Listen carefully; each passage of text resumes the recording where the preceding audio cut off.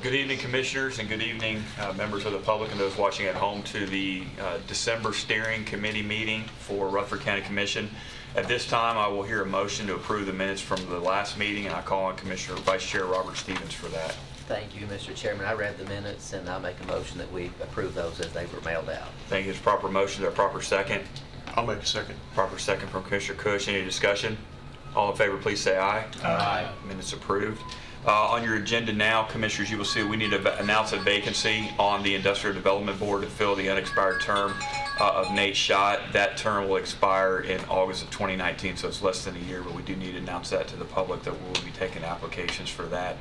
At this time, Steering, we need to fill the vacancy on the Insurance Committee for a county employee representative. On your iPad, you should see an Insurance Committee application.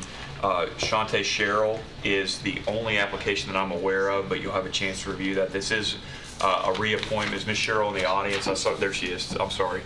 Would you like to address the committee before we vote? Well, as he said, my name is Shante Sherrill, and I'm currently serving on the Insurance Commission about 2 years, and it's been great. It's been a good learning experience, and it's been great to be able to communicate the insurance process with other co-workers, and I'm asking to be reappointed. Thank you. Thank you. Any questions from the committee? At this time, I'll wait on a motion from the committee. I would make a motion to cease nominations and to accept her by acclamation. Proper motion for Commissioner Cush. There, proper second. Second. Second for Commissioner Harris. Any discussion? All in favor, please say aye. Aye. Any opposed?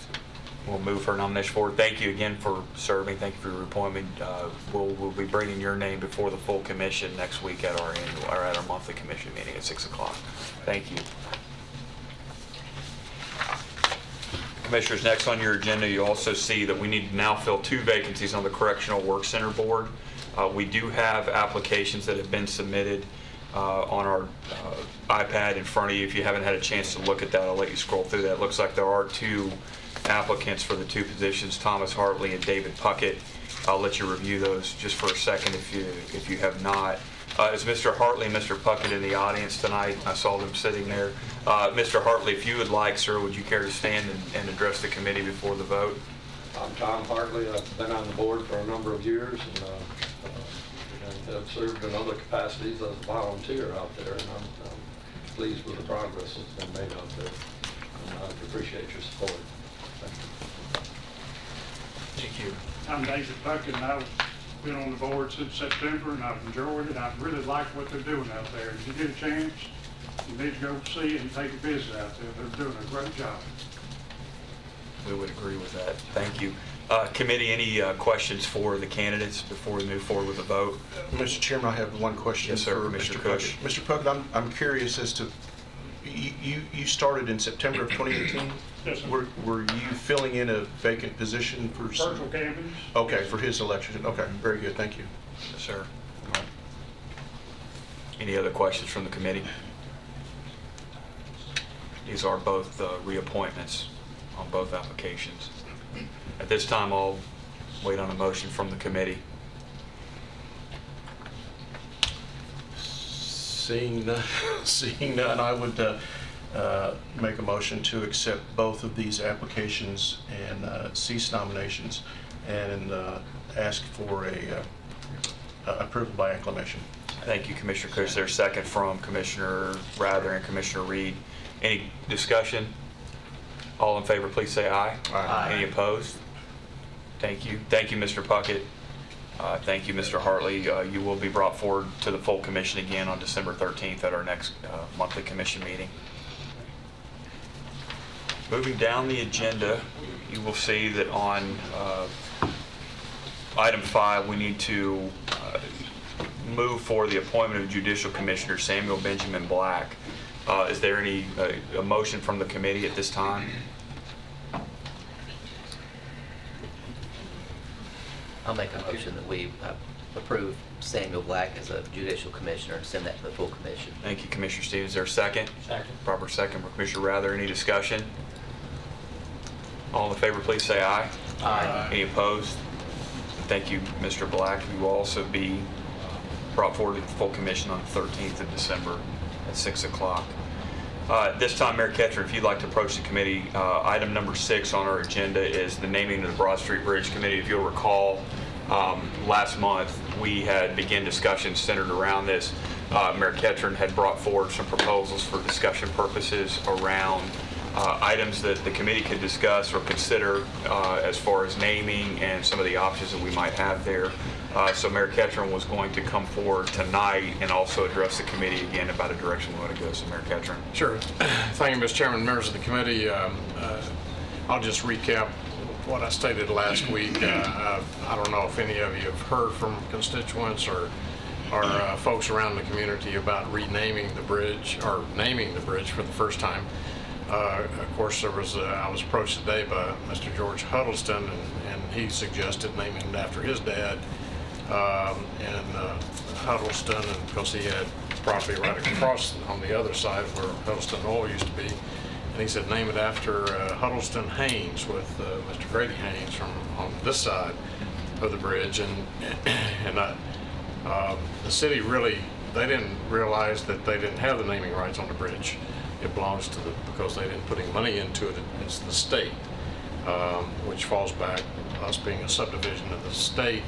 Then the naming of the bridge over Broad Street, which some you've seen on social media. Some people want to name it Bob, bridge over Broad or whatever other names have occurred. But my suggestion was that, and I've talked to, I think, every city council member, they're in a full agreement. They like the idea of naming it either Blue Raider Bridge, True Blue Bridge. I've talked to Mr. Andrew Ottman. He was here last week, Vice President of Marketing for MTSU. He said it really doesn't matter to the university, but because the university is a living, breathing, entity, because it continues to grow. This bridge leads to the university, and by bridging that gap between MTSU, the town and gown, if you will, relationship, it just makes things so much better that we truly recognize a very important economic engine. Where would Murfreesboro and Rutherford County be if we didn't have MTSU and the payroll and the intellectual abilities that we have and resources we have that MTSU brings to us?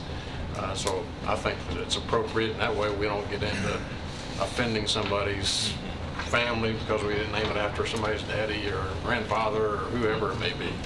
It just seemed to be appropriate to do that.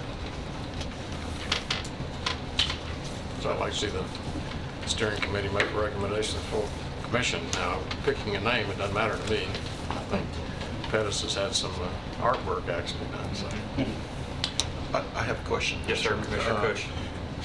At last meeting, we spoke about the possibility, if we go that route with the naming,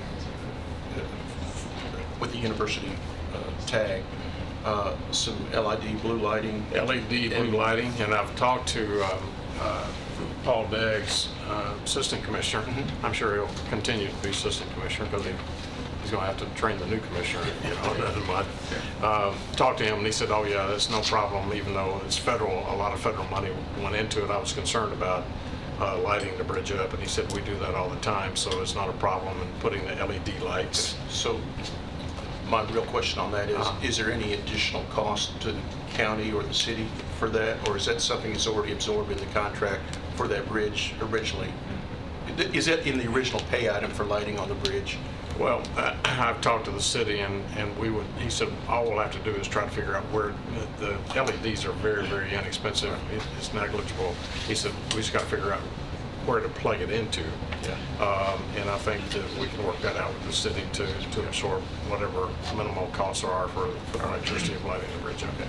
And I'm assuming that it would be such that the color could be altered per whatever charity or event that we're celebrating. Pink for breast cancer and well, I'm red sure for- that like we do with the courthouse, of course, Right. we're using cellophane over the lights out down here. It's a little bit different, but similar to the bridge, the pedestrian bridge. In By the time Nashville. they change those colors. It'd probably be a little bit more expensive to put in the type of LEDs that would give you the variation of different colors as opposed to just a straight blue, but I think it's negligible.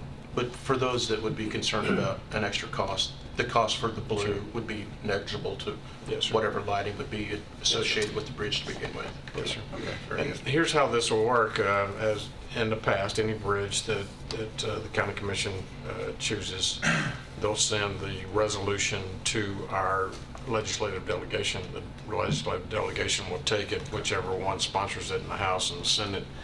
They'll put it through both House and Senate Transportation Committees. They'll run the bill, file the bill when they go back in session in January, and both chairmen of those transportation committees will put it on. For the last several years, we've been doing, instead of individual bridges, we'll put it on an omnibus bill that contains all bridges and roads and highways across the whole state of Tennessee. That way, everybody just agrees with it and votes upon it. So this would go to the December full committee or commission, and then be forwarded to them, and they would introduce it, I think, around the 9th of February when his final bill cut off. Commissioner Reed? Mr. Chairman, I think I spoke at our last meeting and that I thought it was a good idea to do this. And of course, a lot of you know my feelings there too, but yet I took this somewhat as any commissioner would and listened to constituents and go in that direction. In my tenure that I have been as a commissioner, I've named one bridge, and that was out here in the county.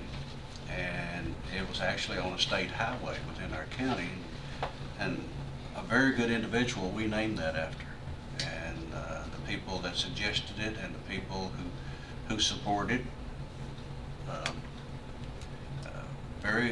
was very supportive of the individual to do that. And being on a state highway, it took a lot of hoops and things to go through to get that done, but we got it done and got it named. But yet there were those individuals that once they saw the name was on there, well, why didn't you name it after this individual? Or why didn't you name it after this individual? Or no, maybe somebody else should have been named after that. And I have yet to find anything you name, building, bridge, road, highway, your own dog, or anything.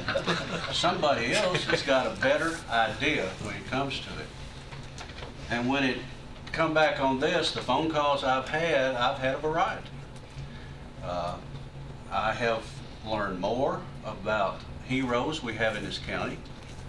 Heroes of all people I didn't know. But yet I sat there and listened and heard these stories, and these are great individuals that are important to this county. And I don't think you'll find anybody stronger than me that supports our veterans, that supports those who have gone and gave the ultimate sacrifice to this county. And I think it's very much that we do recognize those individuals, as we do on Veterans Day, as we do on Memorial Day, as our monuments we have out here. Every Memorial Day, you'll find me out here at the National Battlefield for that ceremony. I don't know how many of you have ever made that ceremony. It's usually hot, but we always have a good speaker. It's something we need to be doing. I have the largest flagpole out there in my community with a flag. I fly every day with a spotlight on it at night. But I've listened to these, and I got in the same situation as naming that bridge. Who do I make mad? Or who do I make glad? And I go that way. And I felt back to the Blue Raider Bridge that you come up with that. And I said, okay, what's the reason for this? Why do we do this? It's set out there nameless. I don't know. It's been called everything in the world. It's been Bob, Bridge Over Broad, names we can't mention, and all this sort of thing. But yet, when you come back to this, there is a purpose. So today, I drove to the university and just went around trying to find out purpose. Why name it that? In Rutherford County, there are 27,271 alumni today that are here in this county right now, that are alumni of that university out there. They have 22,000 plus students out there today within this county. of those students that are on that campus out there today, did you know they bring 1,800 jobs into this county every day because of that campus? Not that's on the campus, the people that work there, because there are 2,259 individuals that work on that campus every day. That their taxes all go back into this economy that we have here.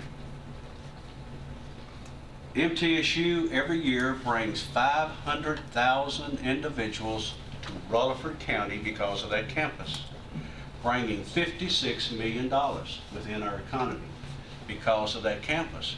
Not because just of the students, but because of other activities happening there on that campus. And then the impact that a large university has upon your area. It is figured there is an impact of $88 million of an impact that happens within this area around here. That university is the largest supplier of graduates and generates it to the Nashville area that surrounds this place right here. So I thought, why not have that as a gateway to get to that university out there? This is an important part of this county, the second largest employer of this county. And why not name that bridge the Blue Raider Bridge? And put blue lights on it where it's recognized at night. And that's something that we can look at. And I'd say if we started taking a poll inside this room right here, we'd have a lot of individuals recognized as being touched by that university in some way. So, Mr. Chairman, if it's appropriate at this time, I will make a motion to name that bridge the Blue Raider Bridge. I will second that. There's a motion from Commissioner Reed and a second from Commissioner Cush. Is there any continuing discussion? All in favor on the motion, Commissioner Reed, please say aye. Aye. Any opposed? Motion carries. We will move that forward to the December commission, and then as Mayor Ketchum mentioned, we will get that to our state delegation and allow them to go to work to get that name. Thank you, Mayor. Very eloquently said, Mr. Reed. I know you're a proud alum, and there's a lot of them here. And very nicely done. This time, we will actually, item number 7, Mr. McCurry, Josh McCurry, is stuck in Nashville traffic, which anybody that has any awareness of I-24 at all can understand that can go from 30 minutes to 2 hours. He is en route, but I would like to ask that the representatives of the RNA come forward that are going to be doing the presentation. I know, Ms. Allen, I didn't know who else might be with you, but we'd like to welcome you to the committee to do your presentation. Thank you. Yes, sir. I'm Mike Linton, and I am the president of the Rutherford Neighborhood Association. And Jim Daniel, who many of you know. Now, we've got a PowerPoint presentation for you, and I've got to go down here and I've got to sit in your lap. When I do that. But You should have a clicker too. Well, like there's down no- at the end of it if there was. there's no clicker. Okay. There's going to be Just me the on presentation. Commissioner McAdoo's lap. Okay, perfect. Yeah. We'll get that on And camera. so, yeah, well, and I know. You can switch seats with him if you want. Thank you, Commissioner McAdoo. Before I do that, I'd like to introduce to some of you Jim Daniel, who's going to talk just a little bit. I could just put it right on the table, and I'll. Yeah, there you go. Oh, we unhooked it. Okay. Am I supposed to plug that in? There you go. Yeah, it'll reattach back, pull it back up. That's fine. I'll fix it when I get down there. I've already started now. Okay. Many of you know Jim. Some of you don't. Jim is a retired attorney. He has years of experience in federal agencies, both in Washington, D.C. and here in Tennessee. He was a member of this commission, and so he said, where all of you folks sat. He's a member of the Rutherford Neighborhood Alliance, and one of the most important things that I bet you all don't know, he went to high school with Shirley MacLaine. And Jim is going to say a couple of words about our presentation before I go down and hit the computer. So, While Mike's getting it tuned up, what I wanted to say, when I first came on the commission some years back, we got into this legal services agreement business, and by the time I was ready to go off, after having lost to Shanto Serino and after one term, I'd had an operation right in the middle of my campaign that summer. But anyway, what I wanted to say is this. The complexities of allowing an attorney to represent both the county and then outside clients are more weighty than some people would recognize. And you just can't have conflicting clienteles. And worse than that, when it's a government involved, the government can't afford to have the appearance of conflict of interest. So that's where we are. No man can serve two masters. And in 2010, just before I went off the commission, Ernest Burgess, our mayor, had appointed John Rogers and me to serve with him on an ad hoc committee to study this legal services problem. Well, shortly before that, the RNA had presented to us a proposed legal services agreement. It had been prepared, I think, by Steve Schrader and Susan Allen and some other people. You know, Susan's been regarded as a 22nd commissioner for some years now. But anyway, where we ended up, Ernest and I went and surveyed some other counties on how they did their legal services. But before a meeting could be held, both Rogers and I were off the commission. So Ernest was left sitting there. And he had to get back with Mr. Cope, the then county attorney, and find some way to get a legal services agreement in place. So that was done. But I think it still is well worthy of consideration as to the various factors that Mr. Linton's presentation will bring before us. There needs to be oversight, and anybody who's ever represented, say, even divorce clients who come to you and say, we don't want to pay 2 fees, we'd like for you to do the whole thing. And I have to tell them, well, look, I'm not practicing now, but I used to tell them, I'll take it on that basis, but only if both of you will agree that if either one of you wants to step out after you see what we're proposing, wants to have it examined by an outside attorney, another attorney, that's the way it's going to be. So that I would not have a conflict in choosing between Mr. and Mrs.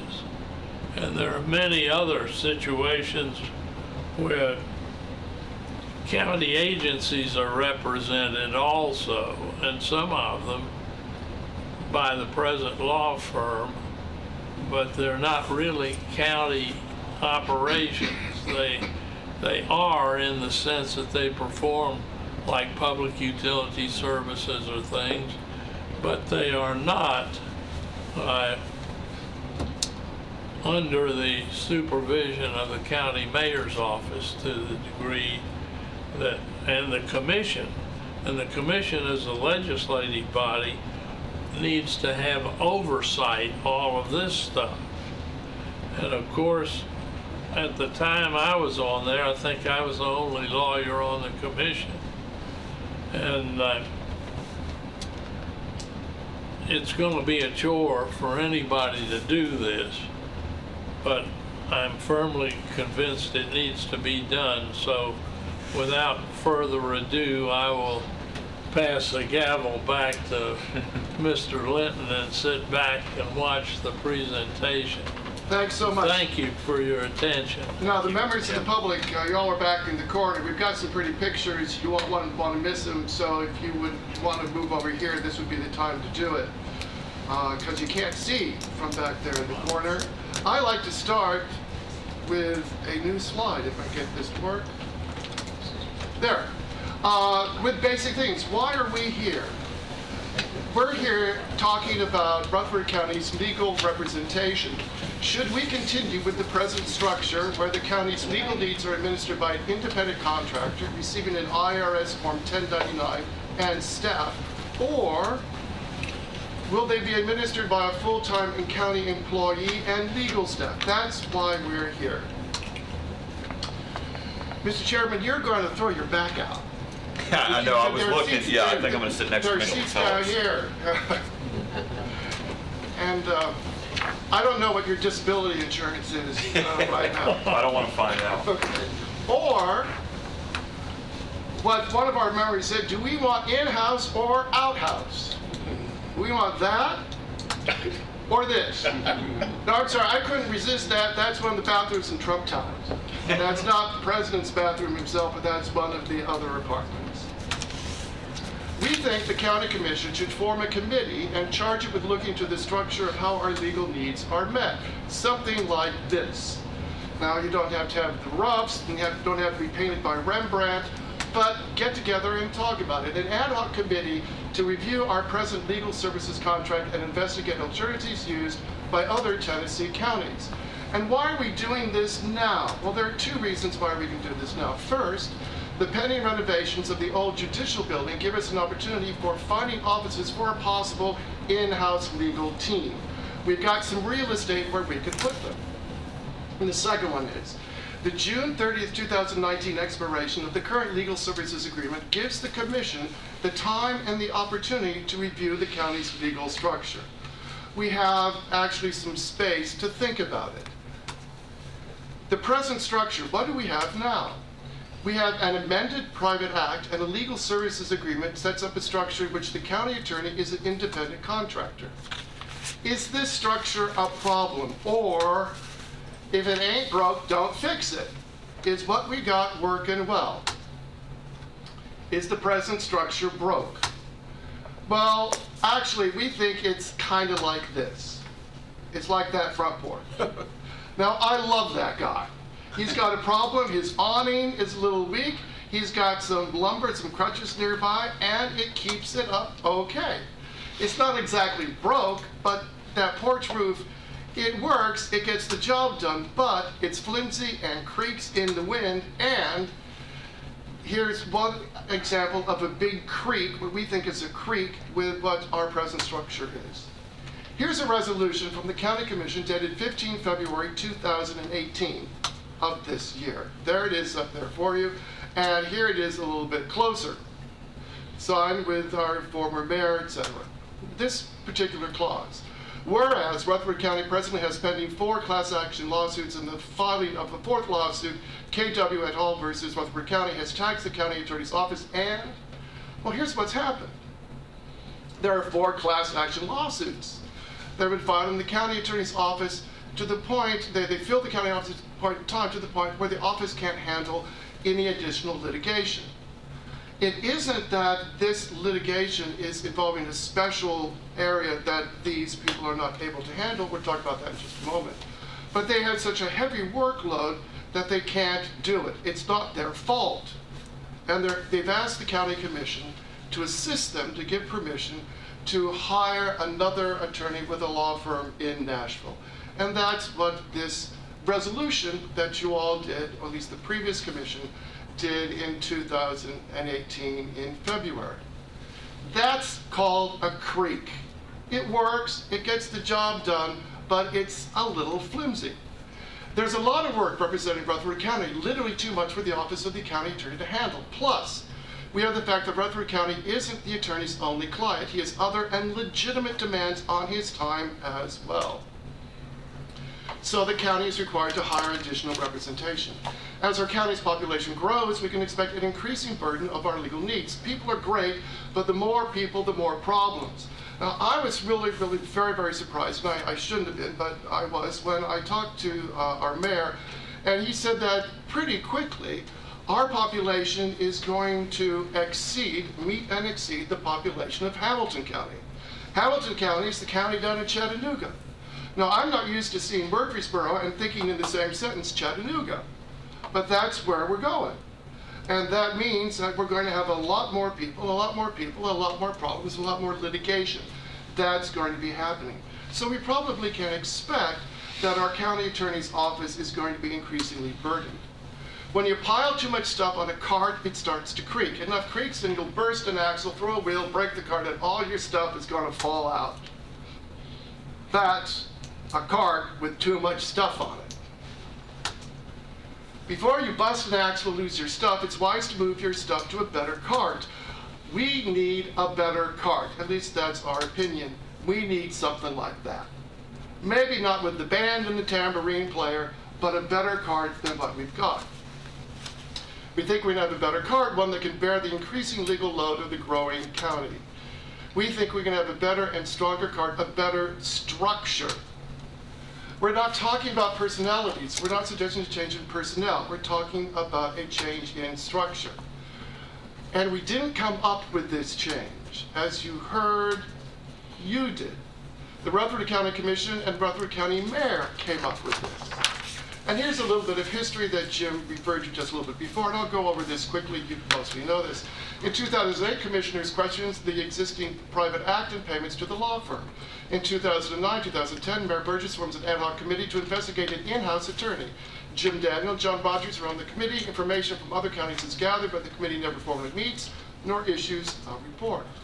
In 2010, a new legal services contract is developed with James Coate retained as the county attorney. The contract is problematic on several levels, one regarding conformity with the Private Act of 1957 as amended in 1965 in regard to matters of compensation. The Rutherford County Commission rescinds its vote. The legislature passes a new Private Act in 2010. With the new Private Act, the County Commission re-votes on the contract of James Coate. He's hired as the county attorney in 2012. Amendments are added to the legal services agreement. These amendments clarify that the county attorney is accountable to the county commission and add an escape clause. These amendments are recommended by the Rutherford Neighborhood Alliance. 2018, on February 18th, the current legal services agreement with amendments is signed by Mayor Burgess. For over a decade, the structure of how Rutherford County's legal needs are fulfilled has been a concern of y'all, the county mayor and the county commission. We need to rethink that structure. Again, we're talking about structure, not personnel. We think that a structure in which the county's legal needs are administered by full-time county employees receiving W-2 forms will be better than the present structure because, one, it will be more efficient, two, it will be more fiscally responsible, and three, it will be less ethically problematic. If you got a choice, in-house is better than out-house. That one. Number one, how will it be more efficient? Under the current structure, the county attorney works for multiple clients. This means on occasion, the county attorney must recuse him or herself from cases where a conflict of interest might occur. This was the case recently with the litigation regarding ex-Sheriff Arnold. That really did happen. Number two, the county attorney will need to ask the county commission to assign cases to other law firms because of the full workload of the county attorney's office. And this was the case with the February 2018 resolution. Because the county attorney will have no other claims upon his or her professional time, the county mayor and commissioners will always have immediate access to the office of the county attorney. The county attorney would be an expert on municipal and county state law and would not be distracted by the requirement of maintaining expertise in other legal areas because of his or her other clients. On several occasions, most notably and possibly expensively regarding the Bible Bar, the commission was given approved to be erroneous legal advice by a former county attorney. I'm not an attorney, I'm just a music teacher. But I've had enough experience with the law and attorneys to know that the law is really, really complicated. Attorneys go to school for a long time to know what it is. There are all sorts of different kinds of law. There's family law, there's maritime law. Last week, I found out that there's equine law. There's special law for horses. I had no idea. I imagine there might even be shrubbery law. I don't know. If you're an attorney, there's a whole lot of stuff you gotta know. And you can't expect your attorney to know all of it. If we had an in-house attorney, we could expect that attorney and his or her staff to be absolute experts on what's going on in municipal and political law. And we think that would be an advantage. A question? Yeah, please. Okay, what exactly, when you say an expert in law, are you talking about a law student, or are you talking about somebody who's been in service for a long time? No, I'm talking about members of the bar. Okay, but you're asking us to hire a lawyer. Am I right in saying this? No, well, we're asking you to consider, we're not asking you to do anything, we're asking you to put together a committee. Okay. And one of the things the committee will look at is the possibility of an in-house attorney. Okay, you're not understanding. You consider that, I'm asking you what, in your opinion, would be the type of lawyer that you would like us to look into, like hire or to In my create? opinion, that's none of my business. That is why y'all are elected. You're the ones who would decide what is the kind of attorney that you would want. It would be inappropriate for me to make some sort of comment about that. Number one, I'm not representing me, I'm representing the RNA, and we haven't talked about that as a group. Okay. Okay? The county commission can draw up a comprehensive job descriptions for the county attorney and each of his or her staff. These job descriptions can be used when these employees are evaluated. And the job description can require the county attorney to submit an annual report to the county mayor and the county commission. Number two, it can prove to be more fiscally responsible. Now, okay, we got to be honest. We don't know how much an in-house legal office is going to cost, but we have a guess. It's a guess based upon looking at other counties and in-house legal departments and Lisa Nolan's figures. Now, these figures are from Lisa Nolan, and last month she gave you a handout with some figures on it. Susan Allen met with Lisa, and none of us are accountants, and we may be misunderstanding Lisa's numbers, so don't hold Lisa to this. This might be our misunderstanding of what she provided us with, but this is off of her page, as she talked with you and talked with Susan. The first number, $876,000 plus Rutherford County contracted services for all general litigation services fiscal year 2017-2018. And then the next number, $613,075 for 4 different legal funds: the attorney's budget, the mayor's budget, property casualty, and the debt service. Now, I need to tell you a little bit about this. We've been, for the last several years, looking at the stream of expenses to pay for legal costs. And some of it isn't all that self-evident. For instance, we didn't know, but we found out that we've got apparently kind of a big problem with dog bites here in Rutherford County. People get dogs bite folks, and it causes legal problems. The expenses for dog bites goes through the mayor's office. That's a different budget line. It's odd, but that's the way it works.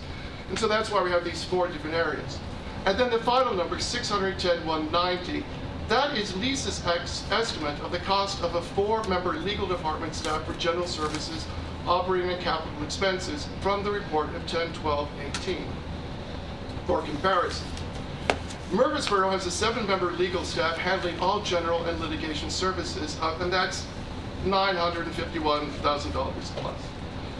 Hamilton County, and again we're comparing this down to Hamilton County, which is Chattanooga, their expenses are $986,391, and that is for a 7-member legal department staff handling all general and litigation services. Current cost, $876 plus. Lisa's estimate, $610,190. Hamilton County, $986,391. Now let's look at that again. The main thing that we take from these figures is that this estimate, and again, it's just an estimate of $610,191, isn't terrifying. It isn't 13 million. It isn't 4 million. At least that figure is a little bit less than our current cost. And again, we don't know, but this is simply from Lisa's figures. Again, another thing, the county attorney's office will have a fixed budget set by the county commission. A fixed budget and its corollary, a fixed expense, can have a disciplining effect on the county's legal expenditures. Through control of its budget, the bureaucratic growth can only happen by vote of the county commission. The size of the county's legal department will be entirely determined by the county's commissioners. There cannot be any bureaucratic creep unless the county commission approves it. And many times, and people have raised the question, bureaucracies grow and they can get out of control. And that's an absolutely legitimate, real concern. Bureaucracies grow and can get top-heavy. Completely legitimate concern. But with the legal services department, like all departments here, the size of that department and its budget is entirely determined by the county commission. It can't grow unless the county commission says it can grow. Number 3, it will be less ethically problematic. Okay. Do we have an ethics problem caused by the present structure? Now, please remember, we're talking about structure, not people, but the structure. I think we do, and we in the Rutherford Neighborhood Alliance think there's one big one caused by the structure. Benefits. In the present structure, the county attorney is an independent contractor. The position carries with it health benefits to the county attorney and his dependents and disability insurance. The cost of this benefit to the county is $28,000 plus. There are many other independent contractors who provide Rutherford County with goods and services. Yet, the structure of the county attorney is the only one in which the contractor has benefits. We think that any reasonable person would agree that something which is offered to one of the county's part-time contractors should be available to all. But this package isn't. It not only looks unfair, it is unfair. The county commission didn't intend to be unfair. The county commission put together this arrangement with the current county attorney simply seeking to provide him with an attractive employment offer. Yet, it is unfair to other contractors. With an in-house legal team, the new structure wouldn't allow this to happen. All employees would be county employees with the benefits of all other county employees. And here's another one. The New Jersey rule. Now, County Commissioner Gurley brought up to the County Commission the matter of the New Jersey rule, a legal opinion of the Tennessee Supreme Court, 81F4, an opinion regarding the ethics of a county attorney representing developers with projects in the county while serving as a county attorney. It was a Tennessee Board of Professional Responsibility decision regarding the New Jersey rule that required Hamilton County to change their legal representation from a part-time contractor to an in-house county employee. Hamilton County, Chattanooga, had similar structures to what we had now, and yet it was a ruling regarding this that made them change their structure. The RNAs were suing the matter with the Board of Professional Responsibility, asking the BPR to rule on our practice here in Rutherford County. The BPR has decided that the matter merits consideration and is reviewing the case. We don't know what their ruling will be. There is a degree of ambiguity about it. They may agree that this is a problem. They may say that it isn't a problem. We don't know, but they will issue a ruling. We don't know when it will be issued. And finally, the problem of Caesar's wife and Billy Graham. Now, what in the world does Caesar's wife have to do with Billy Graham? Caesar's wife. Well, you've all heard the idea, the saying, purer than Caesar's wife. Where does that come from? When Julius Caesar divorced his second wife, Pompeia, even after no evidence had been found or offered against her, he said, "My wife ought to be beyond suspicion." Now, what had happened, it was kind of a complicated thing. His wife Pompeia had a religious function as a priestess in one of the cults. They had a religious gathering of all women in the palace. There was a young man, you can think of him as kind of a sophomore frat boy, who wanted to make his mark, and he thought he'd be cool and sneak in. He was discovered and charged with sacrilege. And there was no evidence really found against him. There's nothing found against Pompeia, but Caesar divorced Pompeia. Because his point was that to be the wife of Caesar means that even the notion of an accusation is unbelievable, to be purer than Caesar's wife. Now, what does Caesar's wife have to do with Billy Graham? At the very beginnings of the Billy Graham Evangelistic Association, Graham and the association's directors were so concerned about the reputation of traveling preachers that they developed a structure to protect the association from even a whiff of scandal. I know a little bit about the Billy Graham Association, many of you do too. My college roommate for many years was the director of all overseas crusades. He was the one who set up the first crusade in Russia. So I do know how the Billy Graham Association works.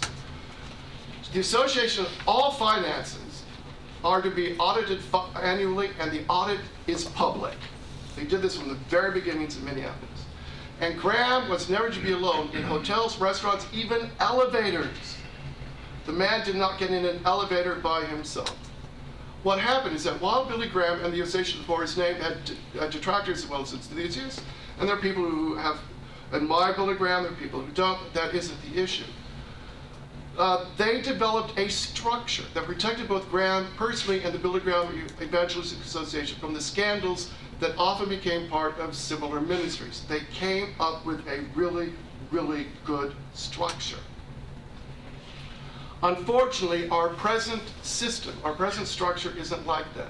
In fact, it provides a framework in which suspicion regarding unfair dealings can grow. One thing the present structure allows is the appearance of the possibility of the county attorney having an unfair advantage due to insider information that can be profitable to both himself and to his private clients. Now, please, please, please, no, we are not saying anything whatsoever about our present legal representation. We're talking about a system. We are not saying anything about the people. We're talking about the structure, the system. It's like talking about a building, not the people in the building. This is how it works. Let's invent a county. Bingo County, Tennessee. County seat, Coolville. Businesswoman comes to Coolville looking to set up a business. Her firm requires legal representation. They're going to build buildings. They need roads. They have to have water. They've got to have permits. They've got to have all that stuff. She's going to need a local lawyer. There are two attorneys, both equally competent and both established in the county and well-liked in Coolville. Attorney 1, Bob, and Attorney 2. Bob and Jim. Bob went to a top-notch law school. He's been in practice for 25 years, and for the last 10, it's been the county attorney. Jim also went to a top-notch law school and is well-regarded private practice, and he's great before the judge. He doesn't interrupt her sleep. She's up there dozing. Our businesswoman is highly competent at her job. She knows that she's on a tight schedule and remembers that she has a fiduciary responsibility to the shareholders to bring this budget in time and on budget. She is concerned and with her business and with her shareholders. Although Bob has done nothing to suggest whatsoever that he or his law firm possesses any inside information about the county that we'd be to a business advantage to know, our businesswoman is unwise to choose Bob, isn't unwise to choose Bob as her business counsel, thinking that Bob's almost daily access to county officials and employees can speed up the completion of her company's project. So Bob gets hired and Jim gets left in the dust. And this is what we mean by our present system allows for the appearance of the possibility of the county attorney having an unfair advantage due to insider information. Bob is a highly ethical attorney, and so is his firm. And he won't use the non-public information he knows from his work with the county for the advantage of his private clients. He won't do that. He's an ethical man. He's part of a serious ethical law firm. But there can be that appearance of the possibility. The system allows this false notion to circulate because a less ethical person could use that insider information for his and his private clients' benefits. And that insider information used for personal gain has been a big problem for our county, and yes, we are here. This is the elephant in the room. We don't like to talk about it, and it saddens all of us here, but the fact remains that 2 of our recent leaders of law and law enforcement are convicted criminals, both our former sheriff and former county attorney. and their downfall was their use of insider information for private gain. While no one in this room was involved in any way whatsoever in their criminal activities, their arrests and convictions do smear us all with a bit of tar and gives the county a hint of a reputation for at least smarminess and unscrupulous wheeling-dealing. We want to make clear that we are not saying that anyone associated with our present legal structure, not the county attorney, nor anyone in that office, nor anyone else not serving the county, is anything other than scrupulous, honest, and serving the county lawfully to the best of their abilities. We believe that. We're not pretending to believe that. We believe that. Yet our present legal structure makes it easy to make matters opaque and can give the impression that in Rutherford County, not everyone is playing on the same level field. A different structure in which the county attorney was a full-time county employee could be one step, and we think an important one, in demonstrating the county's commitment to governmental structures that are removed from suspicion. And we're back to Billy Graham and Caesar's wife. We have structures that protect us from suspicion. Finally, what are the benefits of an in-house attorney? Here's what the City of Murfreesboro says in their fiscal report 2018-2019 from page 100, operating budget of the legal department. This is a quote from the City of Murfreesboro. The value that an in-house legal department adds to an organization is not measurable through objective data. Instead, a subjective assessment of the benefits provided by factors such as the immediate availability of legal advice and guidance. And we talked about that. 2, an enhanced understanding of the organization's culture, goals, and objectives, and true needs. Participation in the organization's long-term plans, a knowledge and appreciation for the people and personalities involved in an issue, and a global perception of other activities and issues present within the organization that may be relevant to any given issue. So, where are we? Remember this, and that, in-house, out-house, and this. How much can you pile on a cart? And this. It can work, it can do the job, but it won't stand up for the long term. And this, a committee. We spent a fair amount of time looking at how our legal services are met here in Rutherford County, and we think we can do better. We think that there are creaks in our present system. We think we have a better system, but we might be wrong. There might be strengths in our present system that we haven't seen. Or we might be misunderstanding some things. On the other hand, there might be problems we've been blind to or just don't know about. The present system could be more problematic than we presented, and there might be strengths to having an in-house legal term that we've missed. But we think it's a problem worth looking into, and we spent about 10 years looking at it. We think it merits you looking into it also, or better, into it again.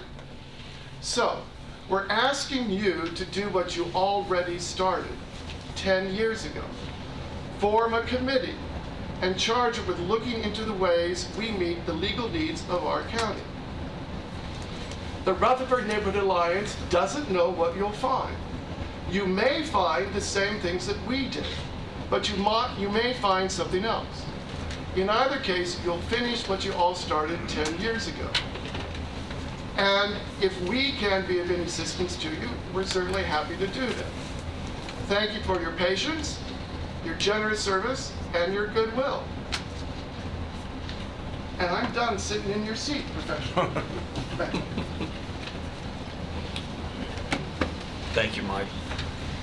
I know Commissioner Harris had that. Any quick follow-up questions for the RNA? That was a lengthy presentation, but I want to make sure the commissioners had a chance to ask any questions if they had them. If not, I'd like to call Mayor Ketron and Josh McCreary to the committee too. Mayor Ketron, I think you wanted to address that. Josh, I'm glad you made it from that national traffic. This is not the night I would have picked for Oh, okay. sitting there. Mike or Susan, I don't know if the RNA, do you have a paper copy of your presentation for the minutes? Okay, that'd be good. Just email it to us and we'll get it into the record. Thank you. Mayor Ketron, I'll defer to you. Josh, I don't know if Josh had additional documentation, but I know Mayor Ketron has put some considerable thought into this as well. Well, if Josh has documentation, I think it'll be fair that he do that, then I'll make my recommendation. That's Chairman. Well, I have a number of things I'd like to talk about, if I have the floor for a few minutes. So I heard Absolutely. a good bit of that discussion, and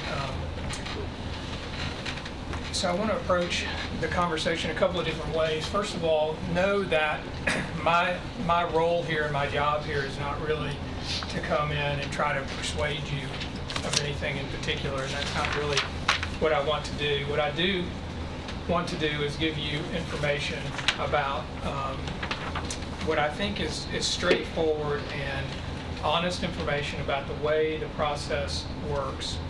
I want to talk for a few minutes about where it's been. I heard the gentleman presenting talk just for a minute about that, but I think it's pretty important for those of you who have not been on steering in the past or who are new commissioners to give me a minute and let me explain how we are where we are and how this agreement works and what we do.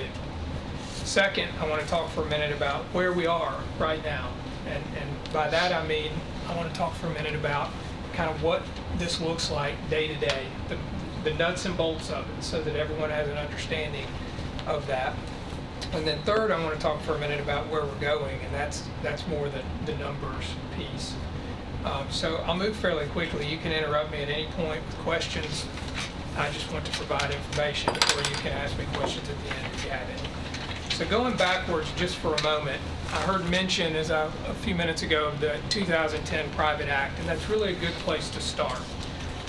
So in 2010, the state legislature passed a private act that controlled how Rutherford County would handle its legal services, or granted it authority. It's probably better language.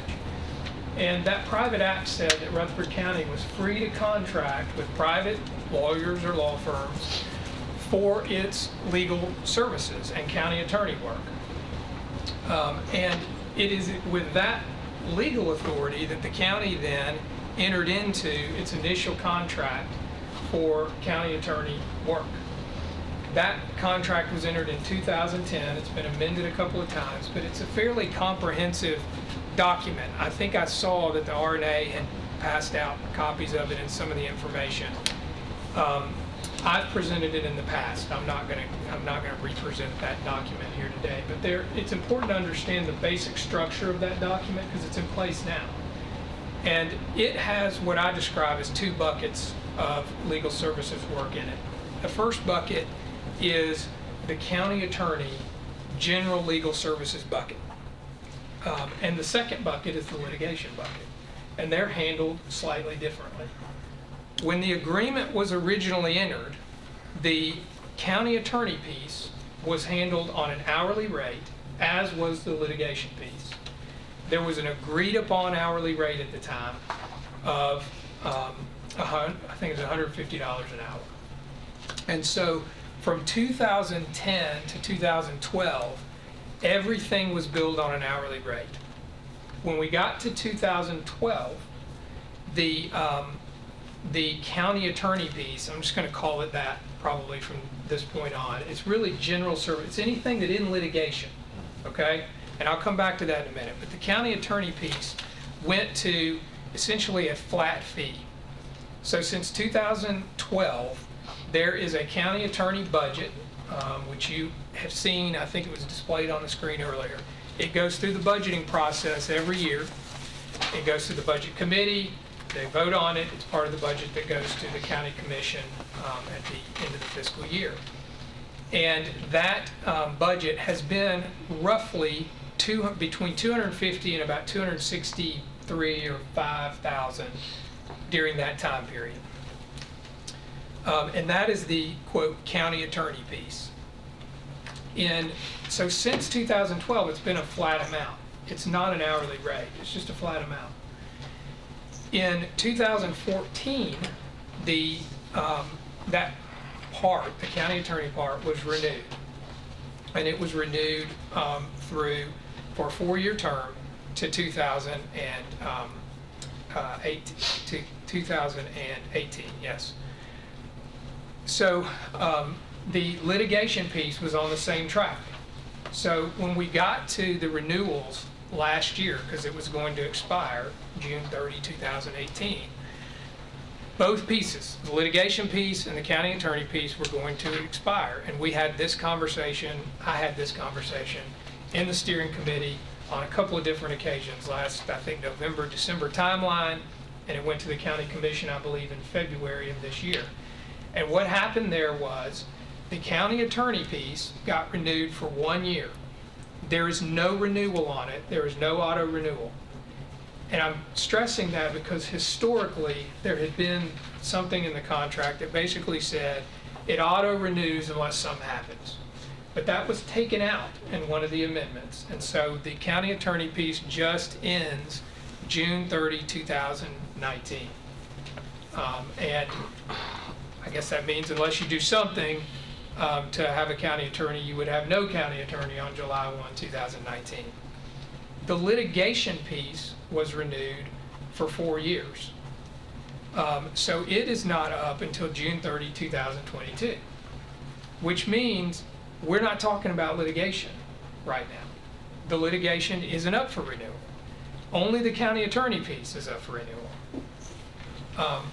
That said, I want to talk a little bit about the litigation because I think, again, it's important that everybody understands how this works.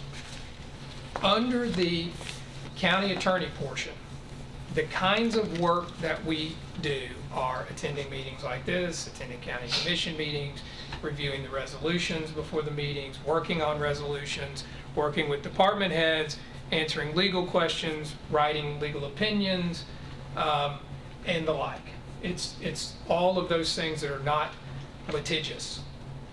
In the preceding year, by way of example, the last fiscal year, we wrote something like 30 formal legal opinions. And you could sort of quibble, what's the difference between a formal legal opinion and an informal one? But by formal, I basically mean someone asked for an opinion, and it usually resulted in something being written, typically, it might not always, that lays out what they ask about, it's been researched, and it is an opinion format. There would be lots of additional informal opinions that would have been rendered during that fiscal year.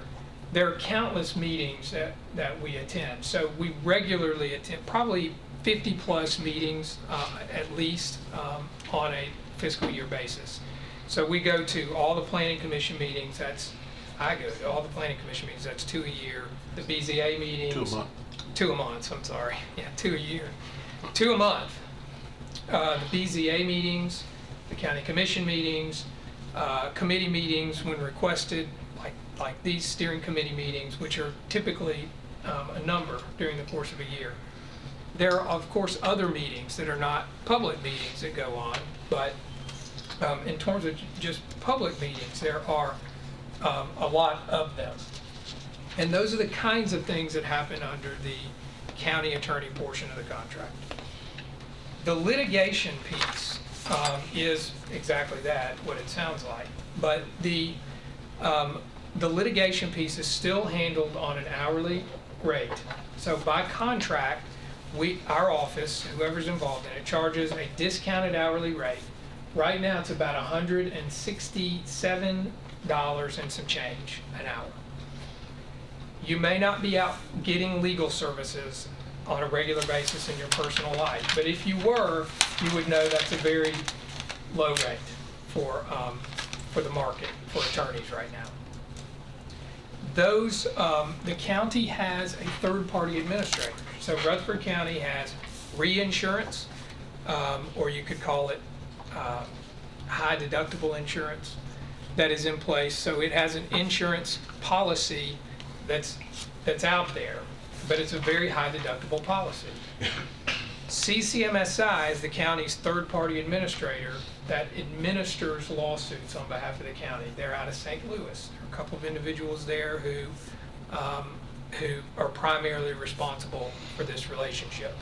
And they, along with Melissa Street at Risk Management, the mayor, myself, and whoever else is involved, perhaps a department head or whomever, are the ones that kind of manage litigations as they come in.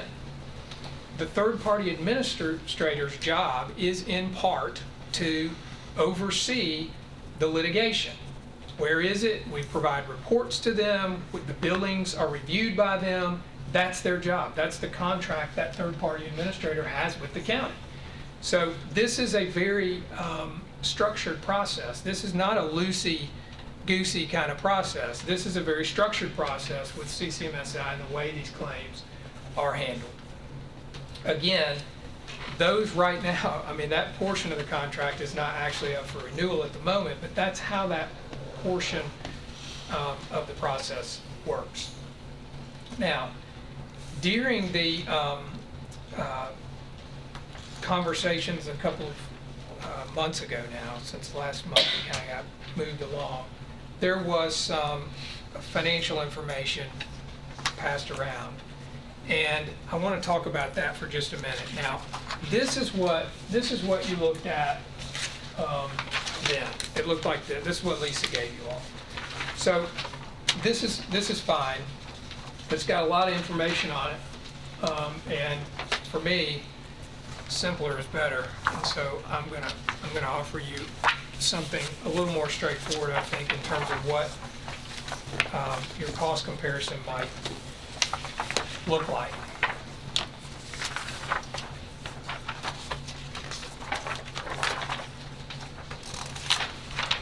While that's being passed around, although I am the designated county attorney, I am in a firm, which means you do get the benefit of having a law firm.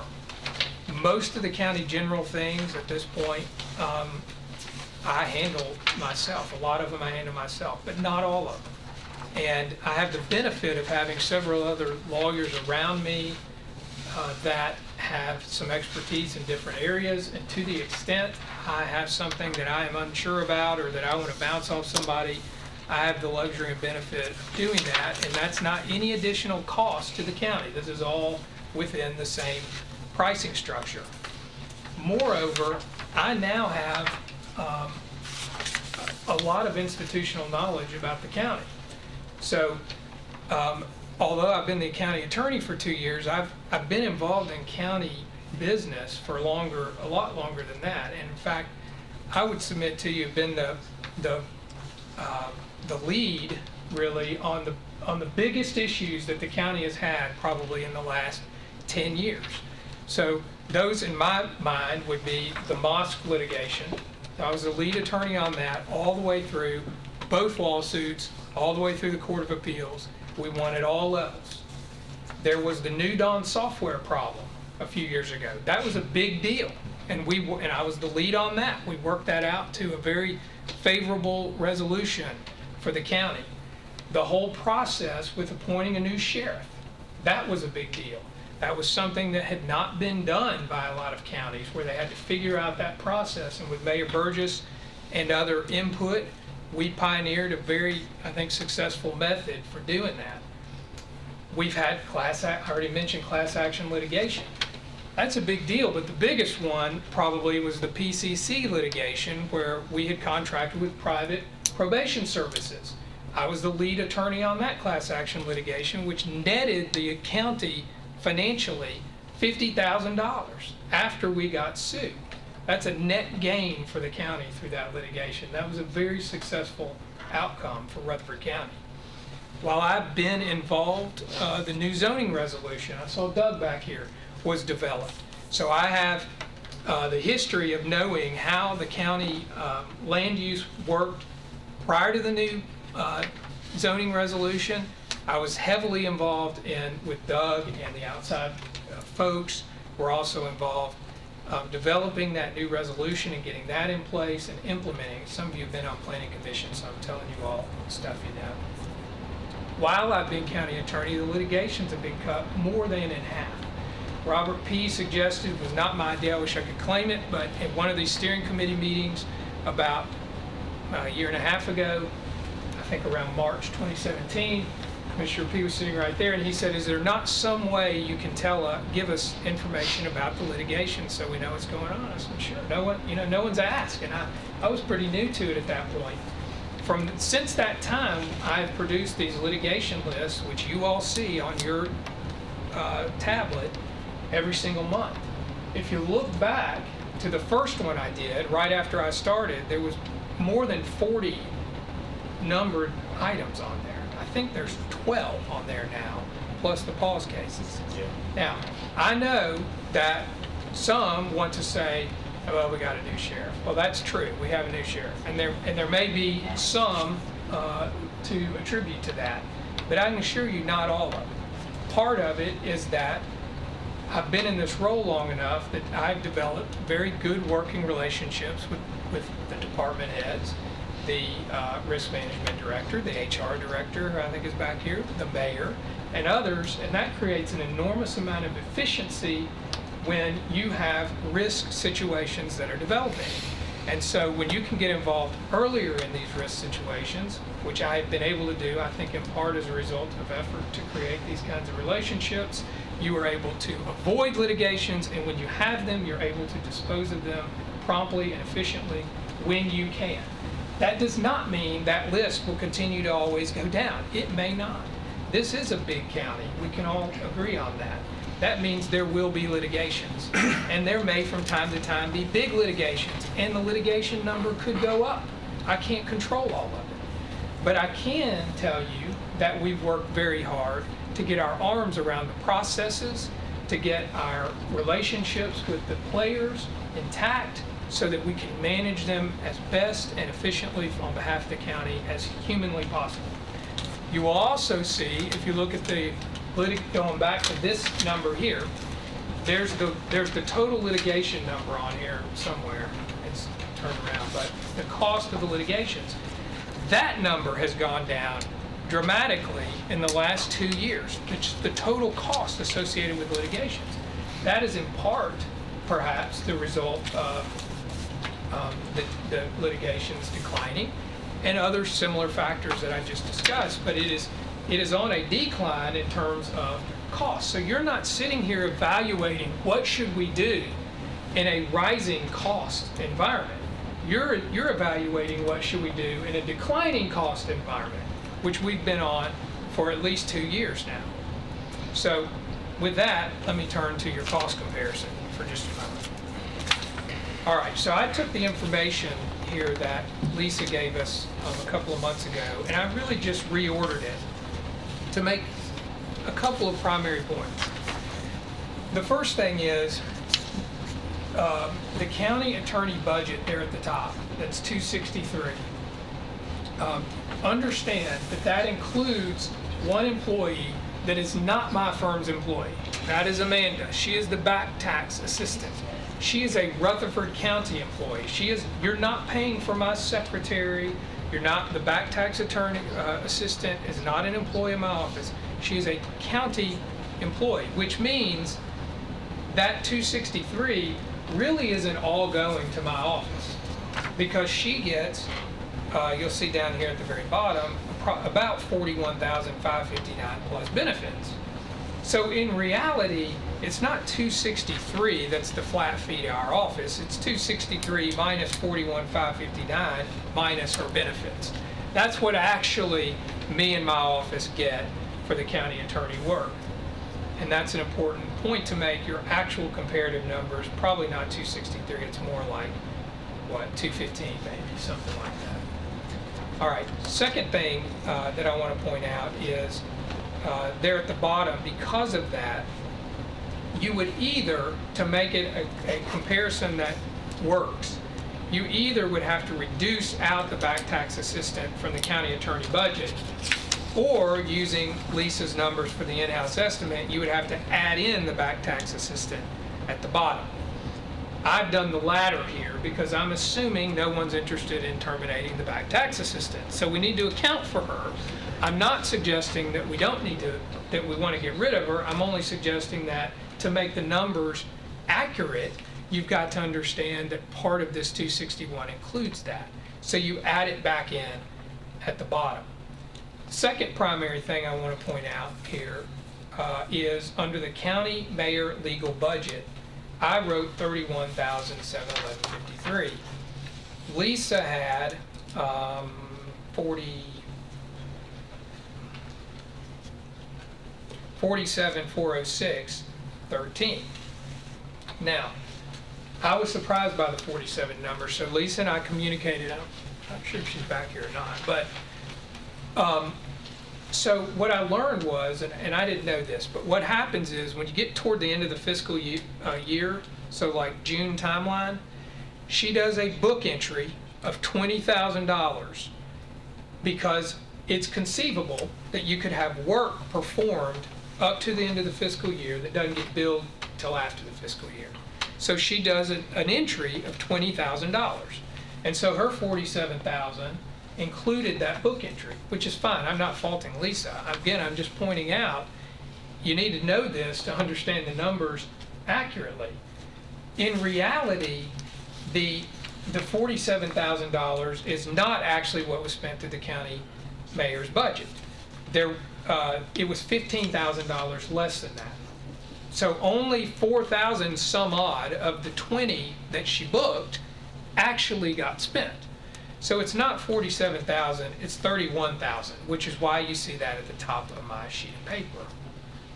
Now, I used the balance of her numbers, and I'm not going to argue with any of the other numbers except to say you add up the top, you get 301,000. You add up the bottom, you get 651. So using Lisa's estimates, the difference on the county attorney piece from outsourcing to in-house is more than double your number.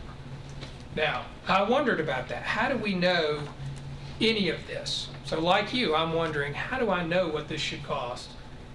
How do I even evaluate what would be a fair amount? So I thought one way to do that is to do a pretty extensive sort of comparison. So I did that. And while those are going around, something the RNA gentleman mentioned, which I think is very true, and that is these budgets, they're not that easy to figure out, y'all.